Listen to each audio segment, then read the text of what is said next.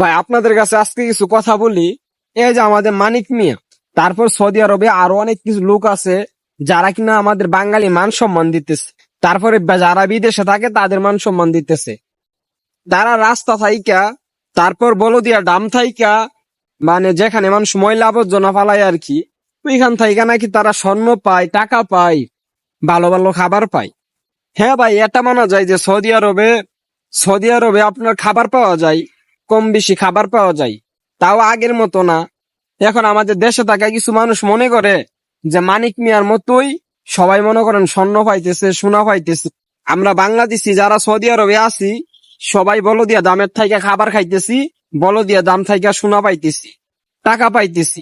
ভাই, বিদেশ রাস্তাঘাটে টাকা বইরা থাকে না। বর্তমানে সৌদি আরব যে একটা পরিস্থিতি, আপনি যদি সৌদির বাসায় কাজ করেন, তারপরে আপনাকে 5টা টাকা যে তারা দিব, এটার আশা করা যায় না। মানে মূলত কাজ করে টাকা পাওয়া যায় না।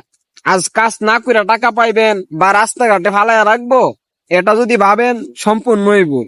আর যারা মানিক মিয়ার ভিডিও দেখেন বা বিভিন্ন মানুষের ভিডিও দেখেন যে খাবার, সোনা দানা, মানে অনেক কিছু ফাইলায় রাখা যা বলদিয়া ডামের মধ্যে, সেটা পুরাটাই ফেক।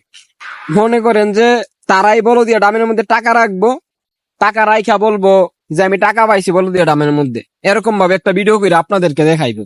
আর খাবার পাওয়া যায়, মানে যারা ভিডিও করে যে খাবার পাইতেছে বলদিয়া ডামের মধ্যে, এটা হয়তো সত্যি হতে পারে, কারণ এটা অনেকেই বা আমরাও তো বাঙালি, যদি না খাইতে পারি তাইলে বলদিয়া ডামের মধ্যে ফালাই রাখা যায়।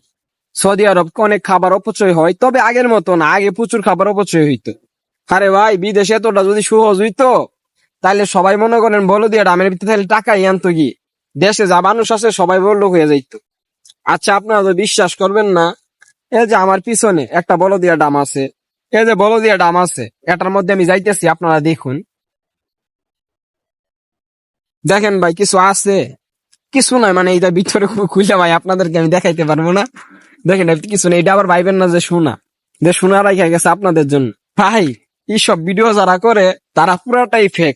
যারা এসব ভিডিও করে তাদের শরম লজ্জা, মানে তাদের পারিবারিক কোনো শিক্ষাই নাই, মানে শরম লজ্জা কিছু নাই। যদি শরম লজ্জা থাকতো বা আমাদের বাঙালি মান সম্মানের কথা যদি চিন্তা করতো, তাইলে ভাই তারা এইসব ভিডিও করতে পারতো না। আমরা বিদেশে আইসা যদি একবেলা না খায় থাকি, আইলেও বাড়িতে কল দিয়া বলি না যে আব্বা আম্মা আমি খাইতে পারি নাই, বা আত্মীয় স্বজনদের কাছে বলি নাই যে আমরা খাইতে পারি নাই। মাছ চাষে যদি টাকা শেষ হইয়া যায়, তারপরে বলতে পারি না যে আমাদের কাছে টাকা নাই, এর জন্য খাই নাই। আর তারা ভিডিও করে তারা নাকি বলদিয়া ডামের ভিতরতে খাবার পাইতেছে, খাবার খাইতেছে। এসব ভিডিও কইরা তারা, আমরা প্রবাসে যারা থাকি তাদের মান সম্মান মনে করেন যে পুরাটাই দিচ্ছে। আমাদের বাংলাদেশি মানুষ, অনেক অনেক মানুষ আছে যারা ভালো ভালো পজিশনে আছে, মনে করেন যে ভালো ভালো পজিশনে আছে, অ্যাডমিন, ফুডম্যান, মানে ভালো ভালো জায়গায় আছে। তাদের স্যালারি পায় 2 লক্ষ টাকা, 1.5 লক্ষ টাকা, 3 লক্ষ টাকা পর্যন্ত আছে, আরো বেশিও আছে। ভাই, চাকরি যেমন বাংলাদেশে করা যায়, বিদেশও চাকরি আছে, বিদেশও চাকরির মতো চাকরি আছে।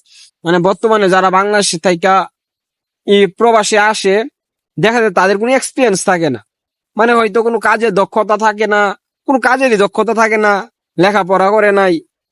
তাইলে আচ্ছা ভাই, বুঝান আমারে, তাদেরকে কি কাজে নিয়ে লাগাই? আপনি যদি কোনো একটা কাজ জানা থাকে আপনার, তাহলে ওই মানুষটা আপনাকে নিয়ে ভালো একটা কাজে লাগাইবে।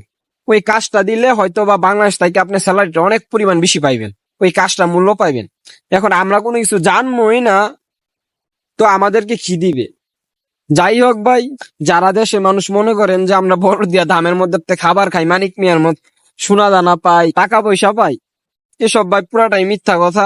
বর্তমানে সৌদি আরবে কাজ করে টাকা পাওয়া যান, আর কেউ ফিরে ফিরে টাকা দিব এটা তো দূরের কথা।